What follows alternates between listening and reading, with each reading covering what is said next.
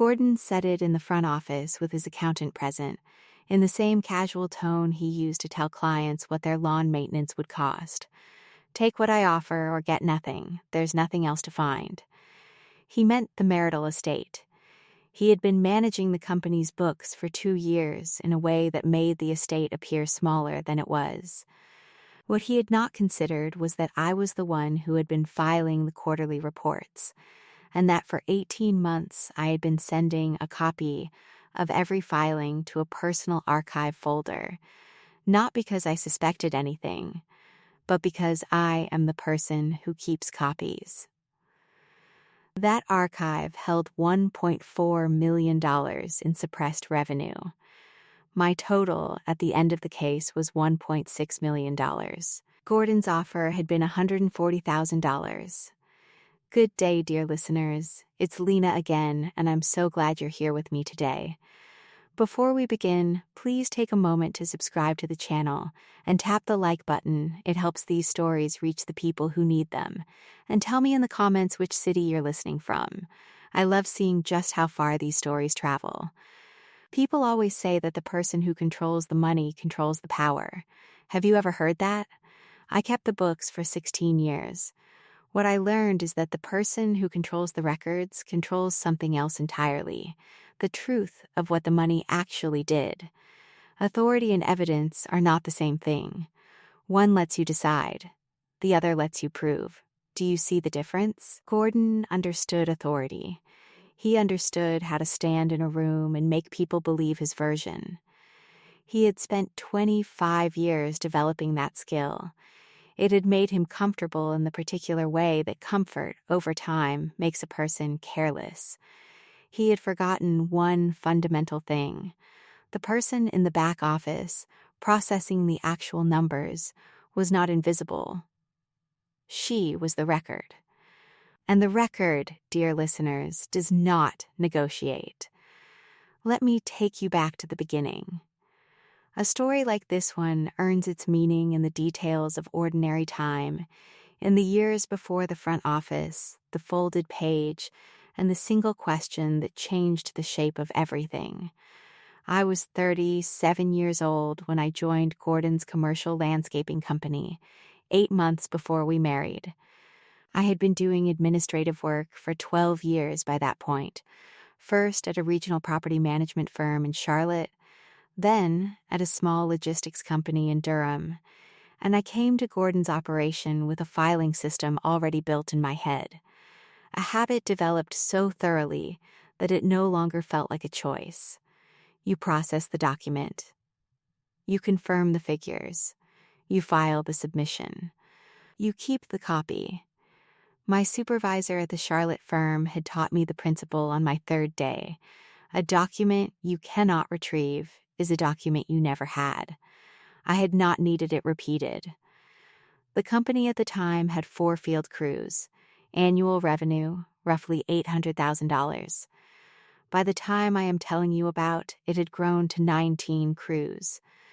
Revenue consistently above $4.2 million. I want you to understand what that growth looked like from the inside, from the back office where it actually happened.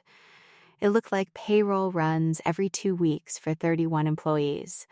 It looked like vendor contracts for equipment, seed stock, irrigation parts, fuel, and vehicle maintenance, each one reviewed against the prior year's pricing before signing. It looked like quarterly tax filings and the monthly reconciliation of the accounts receivable ledger against the bank statement. It looked like me, at a desk behind Gordon's client reception area. 2 monitors. A cup of coffee that was always slightly too cold before I got to it. Working through the figures with a kind of quiet attention that leaves no visible trace except accurate books. Gordon handled the front of the business. He drove to site visits in a company logo truck. He attended charity golf tournaments and shook hands with the men who owned the commercial properties we serviced. He was tan and easy-voiced, and clients liked him. That is a real professional skill. I am not dismissing it. Running a business requires someone who can stand in the sunlight and make people feel at ease. I was not that person. What I wanted was for the numbers to be right, for the ledger to reconcile, for every quarterly report to be so clean that an auditor arriving without warning would find nothing to question. Our largest client was a commercial real estate development group that held 14 properties across the Research Triangle, office parks, a retail corridor, 2 medical center campuses. Their annual contract was worth $520,000 in recurring revenue. I had prepared and filed every invoice for that account for 11 consecutive years. I knew the billing cycles, the escalation clauses, the preferred payment schedule. I knew which properties required separate irrigation charges and which ran on a blanket rate. I knew the property manager's name and the way she communicated about scope disputes. Tersely, by email, numbered points. I had always found that refreshing. The invoice for that account was the first document I located in any quarterly reconciliation, because it was the number that anchored everything that followed. The quarterly report binder, navy, heavy, practical, sat in the second drawer of my desk cabinet. I kept one for every year of the company's operation, not because I was required to, because I am the kind of person who keeps binders. The binders went back 16 years, each spine labeled with the fiscal year in black marker, each one containing the filed quarterly reports, the supporting reconciliation sheets, the vendor payment summaries, and the cross-reference notes I had written by hand in a margin column I had added to my own template years ago. 16 binders, filed in chronological order, taking up 2/3 of that drawer. That binder, and the digital archive I maintained alongside it, would eventually be worth $1.6 million. But in those years of accumulation, when those reports were being filed and copied and dated and time-stamped, they were simply the work. They were the job done correctly. Nothing more complicated than that. We lived in North Hills, in a house built in the early 90s and renovated twice since we bought it, once for the kitchen, and once for the addition at the back that gave Miles a proper bedroom, and gave me, finally, a small home office separate from the main living space. The neighborhood was quiet in the way that well-maintained neighborhoods tend to be quiet, manicured, predictable. The lawns of our neighbors, and I always noted the particular irony of this, given what Gordon's company did for a living, kept in the same careful order as our clients' commercial properties. Everything on the surface exactly as it should be. Have you ever lived somewhere that looked, from the outside, like the answer to a question you had stopped asking? Miles was 18 that last summer, before everything changed. He was heading to university in September and spent most of July and August divided between his summer job at a hardware store and whatever his friends were doing in the evenings. He moved through a room without creating disruption, observant, measured slower to speak than most of his peers. He had my eyes and Gordon's height and a quality I recognized but could not always name. He paid attention. He stored things. He did not often say what he had noticed, but he had noticed it. I had watched him develop this quality from early childhood, had seen it in the way he read instructions before assembling things, in the way he remembered details from conversations weeks after the fact, in the way, once, when he was 12, he quietly corrected an error in his own school report without mentioning it to anyone until it had been fixed. There had been a company dinner in the spring, a client appreciation event at a restaurant in the warehouse district. The venue had Edison bulb lighting and a dining area sectioned off with floor plants. The considered industrial aesthetic fashionable in Raleigh that year. Miles had come along because Gordon liked having him at events.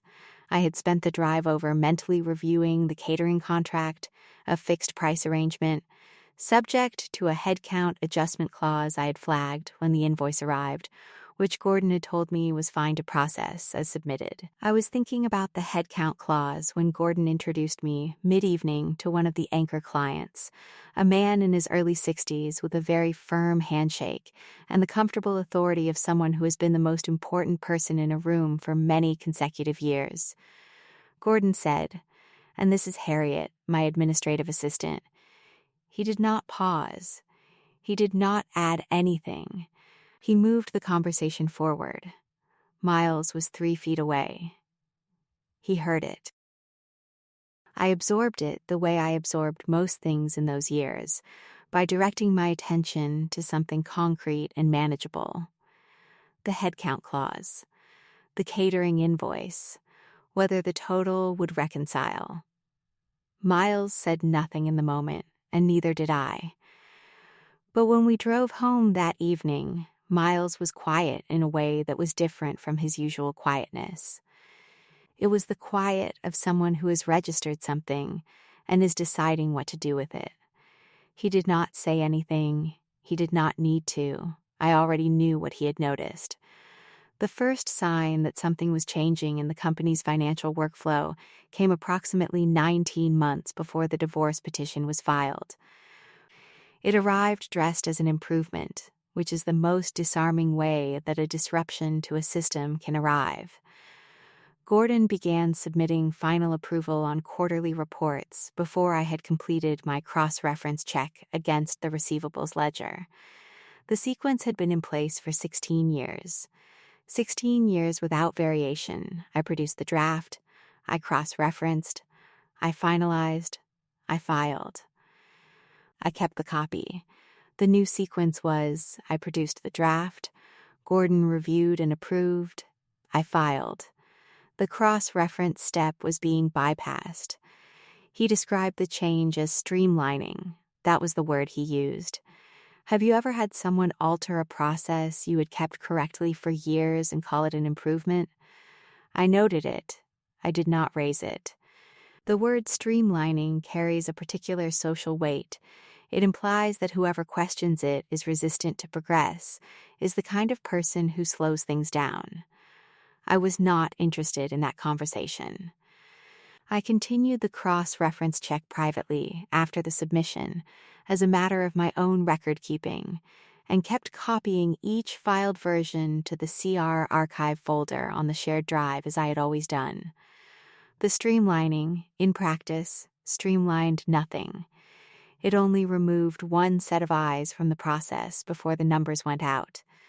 The KR archive folder was labeled KR Archive, HD. The HD was my initials. I had created it 18 months before the divorce petition as a standard backup procedure, a mirror of every quarterly report filing, with the submission timestamp preserved in the file metadata. I had done the same thing at the property management firm in Charlotte for 12 years. The practice was so ingrained that it had become part of my submission sequence, the same way checking the postage is part of mailing a letter. File the report, copy to archive, date confirmed. Next, the second sign was documentary, and it arrived with the precision of a figure that does not fit. In October of the year before the divorce petition was filed, a client payment of $88,000 appeared in the company's bank statement as received but did not appear in the receivables ledger I had prepared for that quarter. A payment received and recognized will appear in both documents. A payment received and routed elsewhere will appear in only one. I queried it once. I sent a brief email to Gordon, 3 lines, the bank line item number, the date, the amount, and asked how he wanted it categorized. His reply arrived the following morning. It said the payment had been reclassified. No further detail. No reference to an account. No correction to the ledger. I filed the email in the archive folder alongside the quarter's reports, as I had been doing for 18 months. I noted a brief uncertainty, not alarm, not suspicion, but the small, specific discomfort of a figure that does not balance. The receivables ledger went out without the $88,000 entry. The quarterly report reflected the ledger. The archive held both, the filed report and the email that documented the gap. I did not ask again, not because I was avoiding the answer. I had already filed the question. The Tuesday morning Gordon called me into the front office. The summer heat outside was the kind that makes the air above the parking lot shimmer in flat white waves. It was the 9th of August. I remember the date because I had been planning to finalize the third quarter preliminary figures that afternoon, and I had a list of items on my desk I intended to review in sequence. The call to come to the front office interrupted the sequence. Gordon was behind the conference table rather than at his desk. His accountant, a man named Price, who had worked with Gordon for 8 years, and who had always been polite to me in the particular way that people are polite to someone they do not quite see as present, was seated to Gordon's left, with a legal pad in front of him. On the table between them was a single sheet of paper. Gordon did not waste time. He said he had filed for divorce, and that the page on the table represented a preliminary asset proposal he hoped I would consider reasonable. He slid it across to me. I picked it up. The total was $140,000. The marital home was listed as subject to mortgage offset. The company was listed as a sole proprietorship with a declared value I recognized as approximately 40% of any reasonable market assessment I might have made, based on the revenue figures I had been filing for 4 years. I looked at the number. I looked at Gordon. I looked at Price, who was looking at the window. Gordon said, in the same voice he used for client negotiations, a measured, settled voice that communicated the matter was already resolved. Take what I offer or get nothing. There's nothing else to find. Do you know the feeling of having something confirmed that you had not quite allowed yourself to name? I did not respond immediately. There was a moment, a particular stillness, the kind that arrives not from shock but from clarity. The way a room comes into focus when someone finally turns on the light. And in that moment, I was thinking 2 things at once. The first was that he believed this. He genuinely believed the estate he had declared was the only one that existed. The second was that the car archive folder had not been touched, had not been deleted, and was sitting on the shared drive at that moment, accessible under my employment credentials, with 18 months of quarterly reports and 1 archived email about an unreconciled $88,000 payment. I folded the single page. I placed it in the inside pocket of my coat. I told Gordon I would have my attorney review it. Then I walked back through the door to the back office, sat down at my desk, and opened the shared drive. The car archive HD folder was there. Every quarterly report from the past 18 months, time-stamped, intact. I did not feel triumph. What I felt was something closer to the cold. Resolute recognition of a person who reaches for a door handle in a dark hallway and finds it exactly where they left it. Everything was where I had filed it. Of course it was. I was the one who had filed it. My attorney was a woman named Sandra Reese, a family law practitioner whose Raleigh office was in a building near the courthouse that smelled faintly of old paper and strong coffee. I had my first meeting with her the day after Gordon's front office performance. I gave her the folded page, the employment agreement I had located that evening, and a written description of the Keyar archive folder. I had prepared the description in advance. 2 pages, organized by quarter, folder structure explained, file count listed at the top. Sandra read both pages without interrupting. She reviewed the asset proposal. Based on the declared schedule, $140,000 was technically defensible. She said this carefully. in the way an attorney says something that contains more than it appears to contain. Do you know that particular quality of understatement? The sentence that ends and leaves a door slightly open. The estate as declared was the estate as reported. The estate as declared was the estate as reported. She said this carefully, in the way that an attorney says something that contains more than it appears to contain. Then she asked me whether the quarterly reports I had filed matched the figures in the archived copies I described. I told her they did, because I was the one who had filed them, and I did not file figures that were not real. She asked whether I had consistent documented access to those archived files under my employment agreement. I told her I did. The employment agreement explicitly granted me administrative access to all company financial records, 16 years of consistent access, logged by the shared drive system, available in the access history. She looked at me for a moment. You could see the calculation behind her eyes. Then she said she wanted to retain a forensic financial consultant, and that she would be in touch within the week.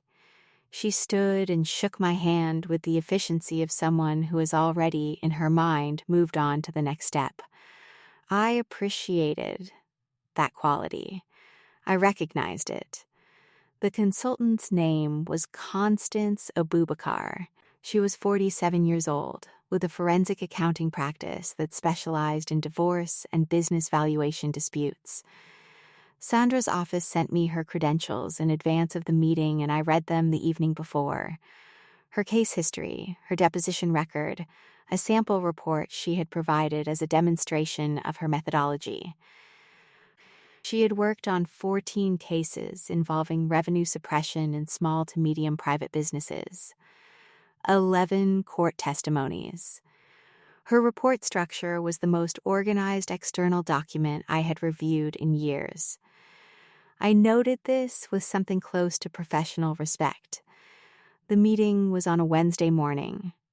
Constance arrived with a laptop and a legal pad. She asked me to walk her through the archive structure. How many quarters did it cover? What did the folder hierarchy look like? How were the timestamps generated? I walked her through each question. I had prepared a printed index in advance, every entry in the CARR archive listed by date, by quarter, by submission timestamp, by file name, because I had anticipated the meeting would benefit from a cross-reference document, and I was the person who made cross-reference documents. She asked about the $88,000 email. I showed it to her, the original query, Gordon's reply, the bank line item, the date. She read it without speaking. Then she looked up and said, "This is more than adequate." 3 words, stated without particular emphasis, the way someone reports a measurement that has come back as expected. She spent the remainder of that session working through the archive on my laptop, with Sandra watching from across the table. Constance went through the printed index line by line while the digital files were open on screen. She made notes in handwriting that was compact and methodical. Once, she returned to an entry from 6 quarters earlier and asked me to confirm the submission date against the metadata timestamp. They matched. The archive was not something I had assembled or curated. It was a mirror of what had been filed, in the order it had been filed, on the dates it had been filed. Have you ever been in a room where the outcome was already settled, even before anyone said so? That was how the end of that meeting felt. Constance said she would need 2 weeks to produce the comparative analysis. She would compare the archived figures against the asset schedule Gordon had declared, and against whatever financial records Sandra could obtain through discovery. She said the analysis would be quantitative, cross-referenced, and documentable. She said it in the same tone she had used throughout the meeting, not reassuring, not dramatic, but precise. The tone of someone who does not need to manage your expectations because they already know what the numbers are going to say. I went home that afternoon and made dinner. Miles was at work. The kitchen was quiet, in the way that a house becomes quiet when the life that filled it is in the process of changing shape. Not dramatically quiet, but specifically so. The absence of the particular small sounds that had accumulated over 18 years, and that I had not fully registered until they were no longer reliable. I made dinner and ate and washed the dishes and went to the back room and opened my laptop and looked at the CR Archive HD folder one more time. All of it was there. 18 months of quarterly reports. Every one of them filed correctly, for no reason other than that correct was the only way I knew how to file. 2 weeks later, Constance called Sandra's office in the afternoon, and Sandra called me within the hour. Constance had completed the preliminary comparative analysis. The discrepancy between the archived figures and the declared asset schedule was $1.4 million across 6 quarters. The mechanism was consistent. Revenue from cash-basis client payments had been routed through an undisclosed holding account before recognition in the reported books. A gap between what was actually received and what appeared in the reported figures. The archive timestamps confirmed that every quarterly report predated the divorce petition by at least 18 months, not prepared in anticipation of litigation. They were the record of what had actually occurred, filed before any of this had become what it was. Sandra filed discovery requests the following Monday. The holding account was subpoenaed. Gordon's attorney filed a motion the week after, arguing that the archived records had been obtained through unauthorized access to company property. I read the motion the evening Sandra forwarded it. The argument was that I had exceeded my access permissions by maintaining personal copies of company files. Sandra's response was filed within 3 business days. It attached my employment agreement, specifically the clause granting me administrative access to all company financial records, and the shared drive's access log, which showed my consistent access history across 16 years. Including 119 separate accesses to the KR archive, HD folder from the date of its creation to the date of the divorce filing. The log was a system-generated document, produced automatically by the platform every time I opened the folder.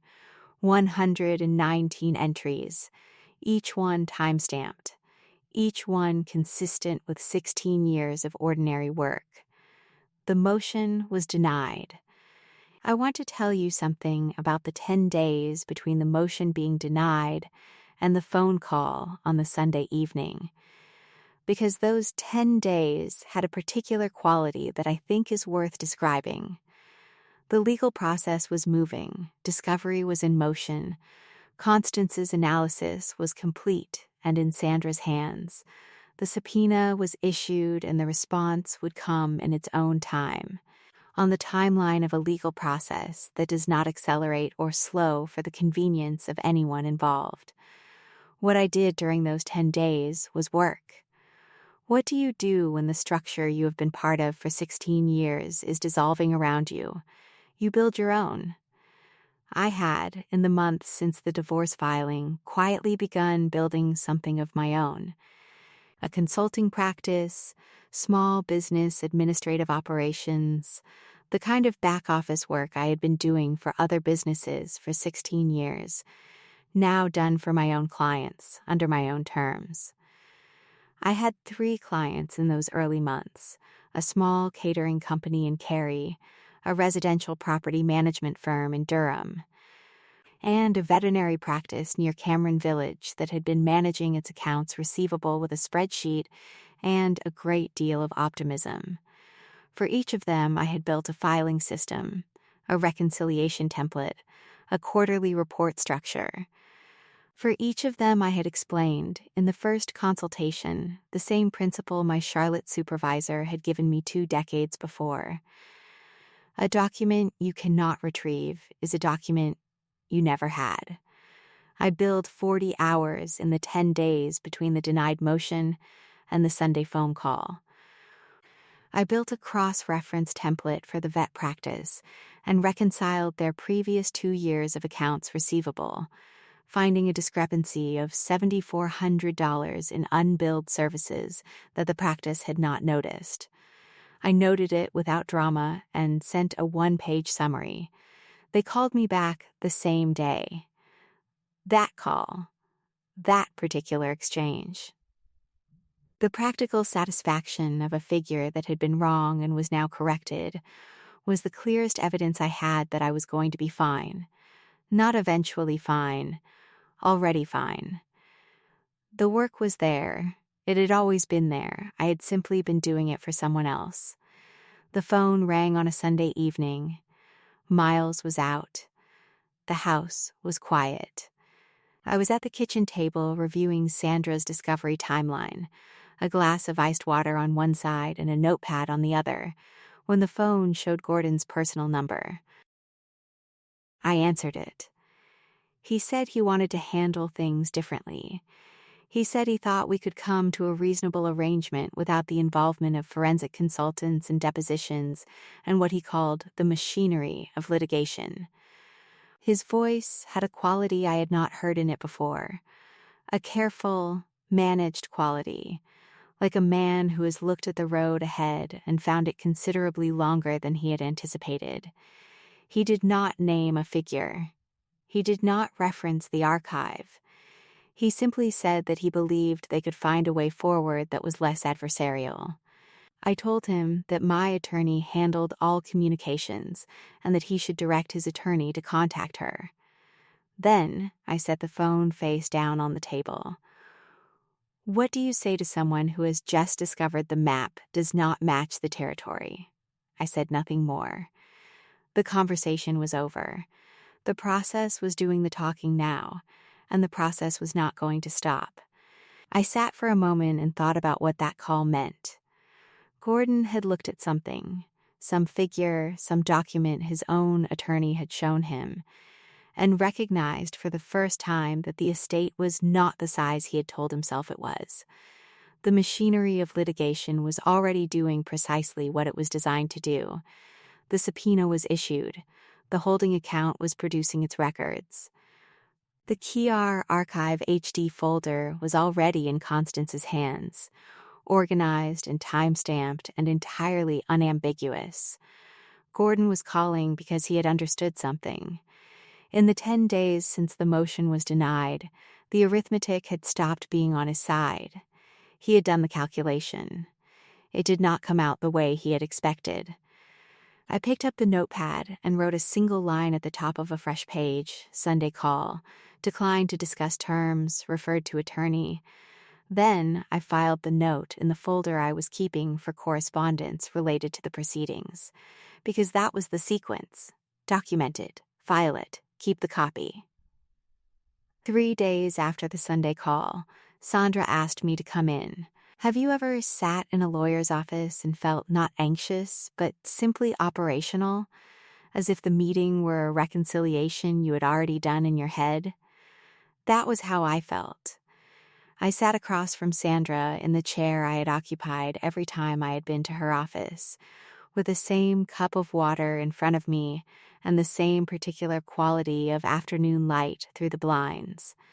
Constance was on the phone, a speaker on Sandra's desk.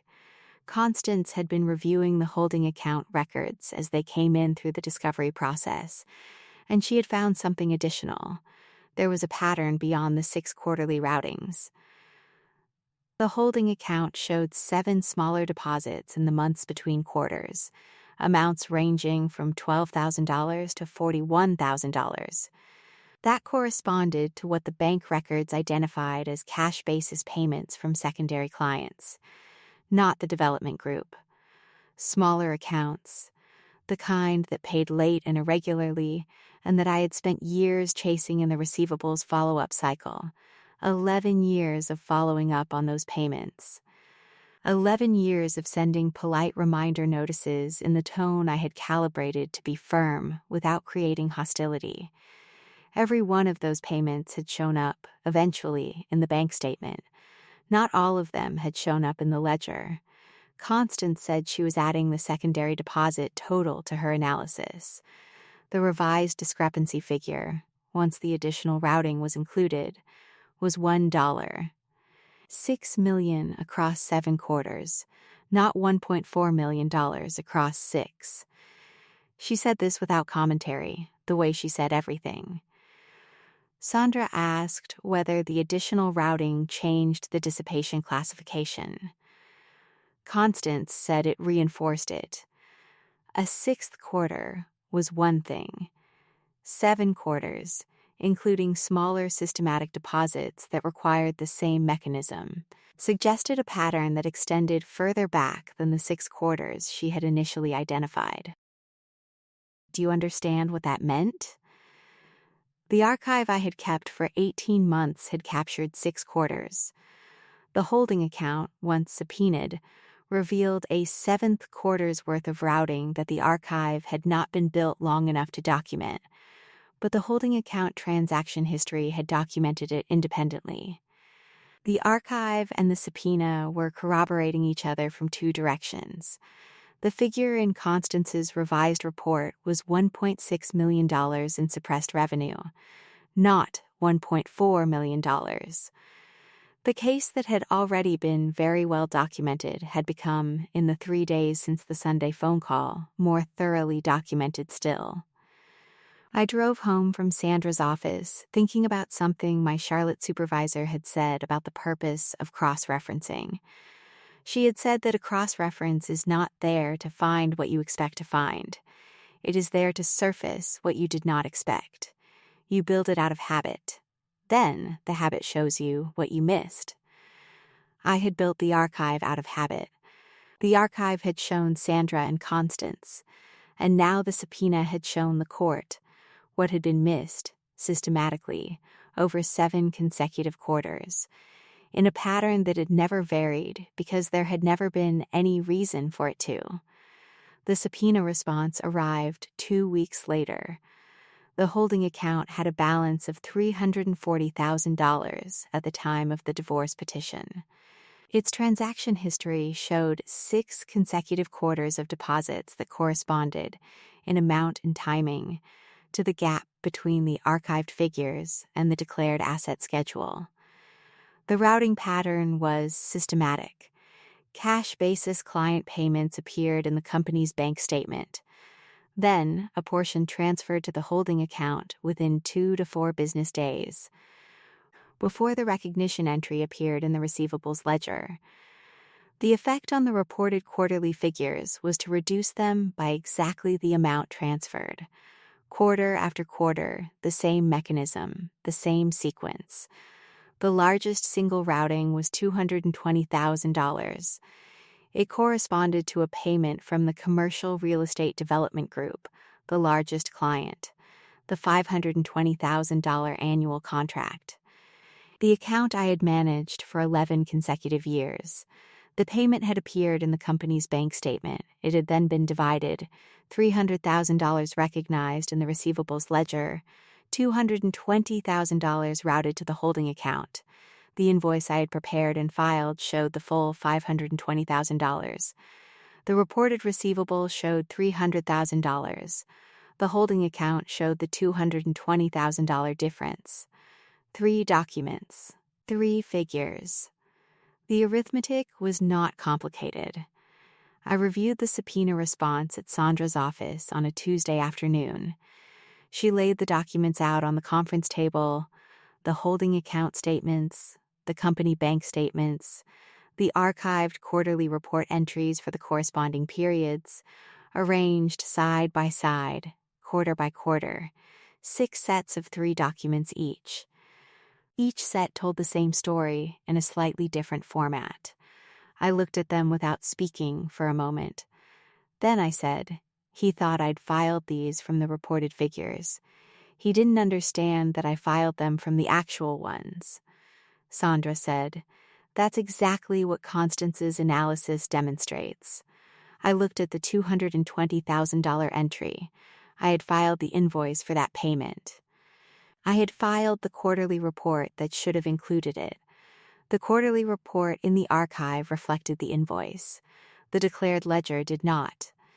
The difference between those two figures was the difference between $140,000 and $1.6 million. I said we should proceed. Constance's deposition was scheduled for a Thursday morning in a conference room at Sandra's office building. I was not present. Sandra had advised that Constance would be a more effective witness working unobserved by the client, which was a recommendation I understood and respected.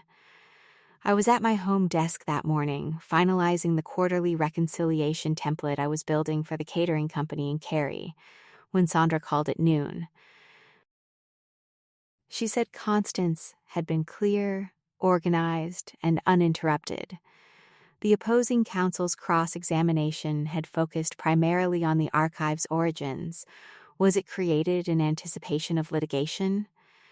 Constance had answered by walking through the metadata record, the folder's creation date, 18 months before the divorce filing, and the access log showing consistent activity throughout that period.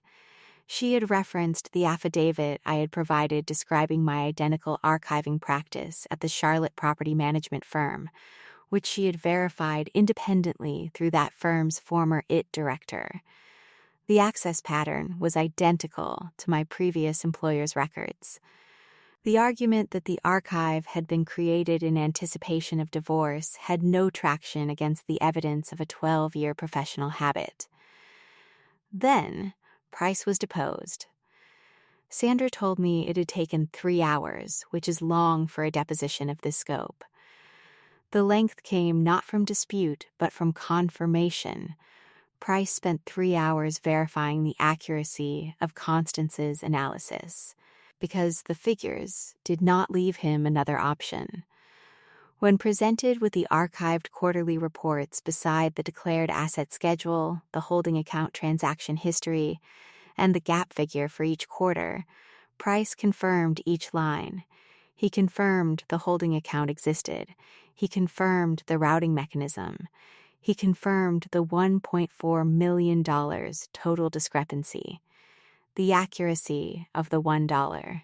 $4 million discrepancy had been confirmed by the person Gordon had retained to manage his financial narrative. Not challenged. Confirmed because the figures were accurate, and there was no alternative account to offer that would survive the cross-reference. The morning after Price's deposition, Gordon's attorney contacted Sandra and requested mediation before the matter proceeded to trial. Sandra called me within the hour. She said she believed mediation was appropriate given the weight of the documentation, and that she wanted me present in the room. She said Constance would attend. She said the full record would be on the table. I spent a quiet evening preparing. I printed a clean copy of the CR Archive Index, every entry, in order, with its submission date and metadata timestamp. 53 pages. I checked each entry against the originals. All 53 were correct. I placed them in a document folder with a binder clip and set them on the kitchen table for the morning. Miles came home late that evening and found me at the table. He sat across from me and was quiet for a moment, the way he goes quiet when he is deciding whether to say something. Then he said he was proud of me. He said it quickly, direct and brief, as if the speed provides some protection. I looked up. I said I knew. He said it again anyway, which is a thing that only certain people do, and which means more the second time. I thought about the company dinner 3 years earlier. Gordon had said my administrative assistant and Miles had been standing 3 feet away. 3 years later, Miles was 18, sitting across from me at 11 in the evening, telling me twice he was proud of me, because he had been paying attention for every year in between, and he understood exactly what he was looking at. I closed the folder, washed up, and went to bed. Mediation was on a Thursday. The conference room was in a neutral law office building in downtown Raleigh. A quiet, well-lit space with a long table and 8 chairs and windows that looked out over a stretch of rooftop the late summer heat had bleached to a flat pale gray. Sandra and I arrived first. Constance arrived 5 minutes later. She opened her briefcase with the calm efficiency of someone for whom this kind of room is simply a working environment, not charged, not unfamiliar. Simply the place where the work gets done. Constance's report was on the table. The holding account records, 6 quarters of transaction history, organized chronologically, were on the table. The archive printout was on the table.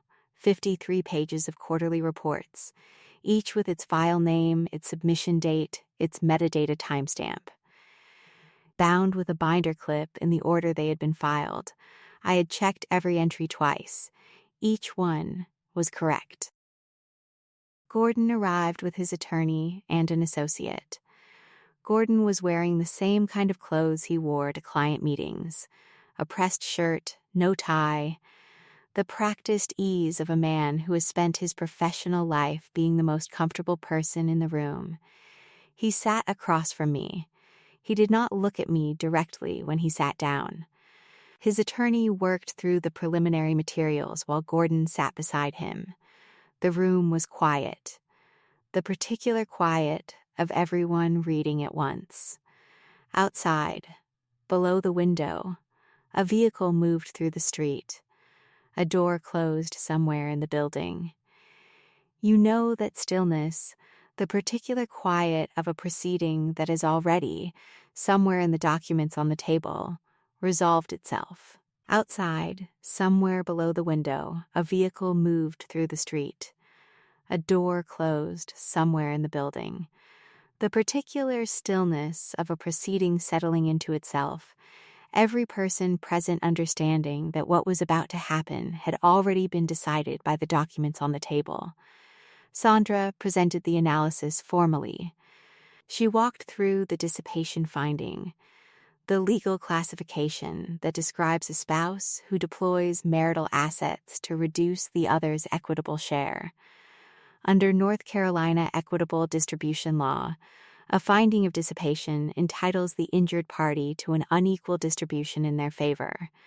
She presented the calculation, $720, 000, representing my equitable share of the properly valued estate, $280,000 as the dissipation premium, $380,000 as my portion of the company's assessed goodwill value, $220,000 in home equity after the mortgage. Total, $1.6 million, against an opening offer of $140,000. Have you ever watched someone go quiet at the number that changes everything?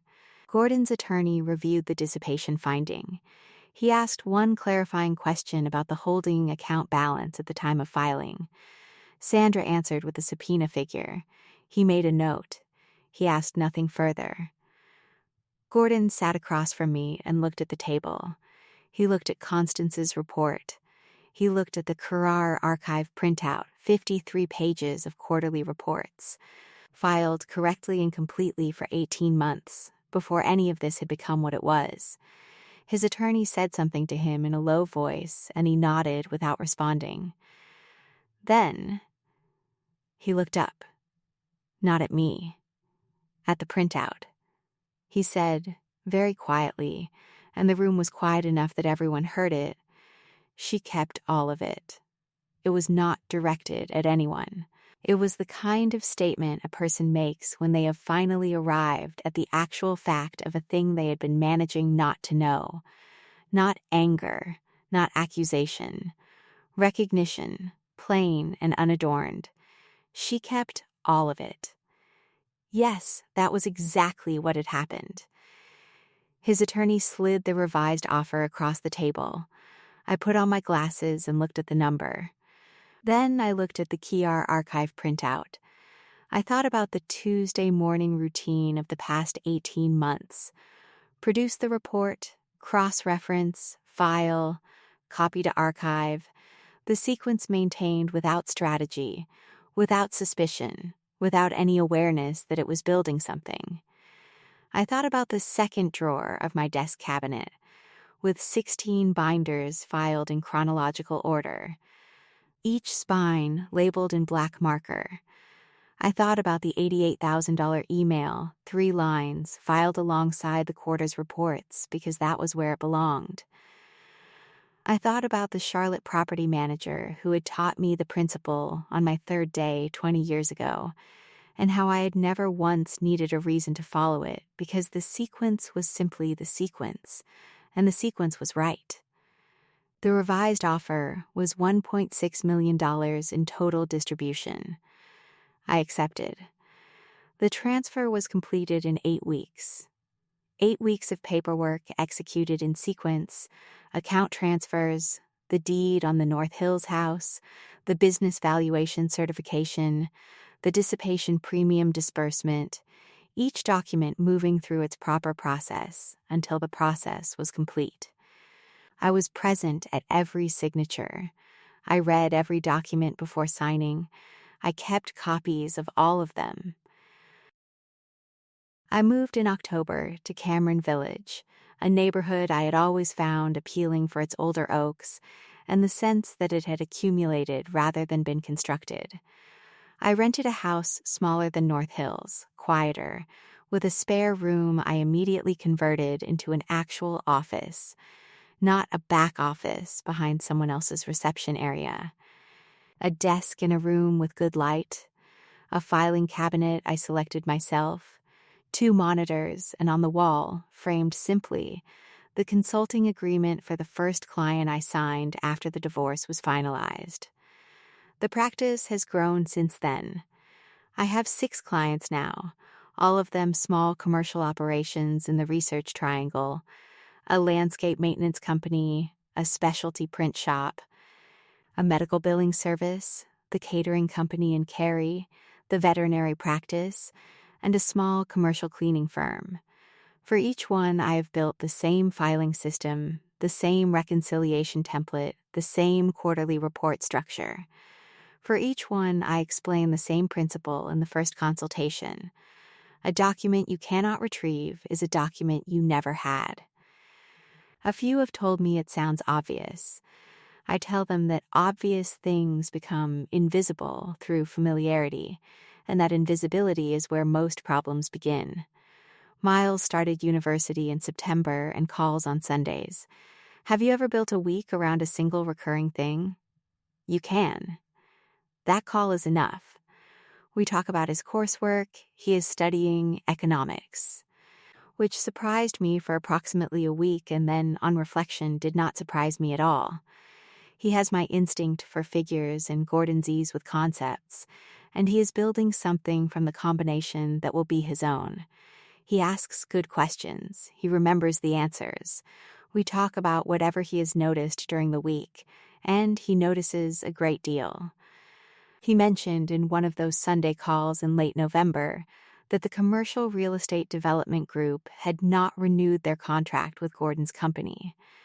The renewal negotiation had been Gordon's to conduct alone for the first time in 11 years. He had gone into it without the account history, without the billing notes, without the knowledge of the escalation clauses and the particular preferences of the property manager, who communicated in numbered points. The negotiation had produced a price dispute. The contract, worth $520,000 in annual revenue, had not been renewed. I know this because Miles mentioned it in passing, not because I was monitoring the company's affairs. I had stopped monitoring them the afternoon I walked out of that conference room. Gordon's accountant resigned the following quarter. This also came to me through Miles, mentioned as briefly as the contract news, a piece of information that had reached him without particular weight, the way facts reach people who do not need them to mean something. Price had been Gordon's accountant for 8 years. He was now someone else's accountant, at a practice whose clients' books, presumably, matched their supporting documentation. The Kiar Archive HD folder is still on my laptop. I have not deleted it. It sits where it has always sat, in the same folder structure, with the same 53 entries and the same metadata timestamps. Unchanged from the day I printed it and placed it on the table in that downtown conference room. I open it occasionally, not for any current professional purpose. but in the way that a person sometimes returns to a place where something important settled into its final form, just to confirm it is still there, still accurate, still exactly what it was the day it was filed. Some habits are worth keeping. The ones that come from correctness, from the discipline of doing a thing the right way because right is the only way you know how to do it, those habits accumulate quietly, without announcement, without any awareness on the part of the person maintaining them that they are building anything at all. They feel like procedure. They feel like the ordinary rhythm of a Tuesday morning. They feel like nothing more than the unremarkable work of a person who takes care with the record. Until the record is the only thing standing between what someone tells you exists and what actually does. Gordon told me to take what he offered or get nothing. He told me there was nothing else to find. He had spent 2 years managing the numbers carefully and systematically, in a way that had made the visible estate appear smaller by $1.4 million. He had made one calculation he did not know he was making, that the person who filed the numbers would not know how to use them against him. He was wrong about that. He was wrong in the specific, documentable, legally consequential way that matters when the documents are already filed and time-stamped and sitting in an archive folder on a shared drive that he did not think to check. 16 years of copies, kept correctly and completely. Because that was the only way I knew how to work. Because the sequence was file the report, copy to archive. And I had never once deviated from the sequence. To Gordon, the administrative assistant built the case. What would you have done? If you had been sitting across that desk, holding a single page that said $140,000 for 16 years, would you have told him about the archive before the hearing? Or would you have let the subpoena do the work? Tell me in the comments. I really want to know. Share this story with someone who has ever been called a support role, or introduced as the assistant, or told their work was the background of someone else's story, because this is what the background looks like when it steps into the light. And thank you, as always, for listening.